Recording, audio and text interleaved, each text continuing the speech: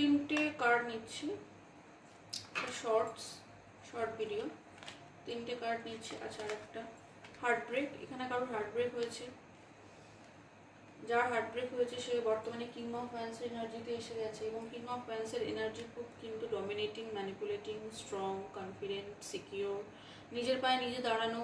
তার কিন্তু মন মস্তিষ্ক ভীষণ ক্লিয়ার, ভীষণ সে খুব চিন্তাশীল বটেই, কিন্তু সে উল্টোপাল্টা চিন্তা করে না, নেগেটিভ থট তার মধ্যে খুব একটা নেই। আর যে তাকে হার্টব্রেকটা দিয়েছে সে বর্তমানে কিন্তু তার দিকেই তাকিয়ে বসে আছে এবং প্ল্যাটিং করছে যে তার দিকে কি করে আসা যায়। এটাই হয় বন্ধু, হার্টব্রেক দিলে কি সেখান থেকে পালিয়ে যাওয়া যায়?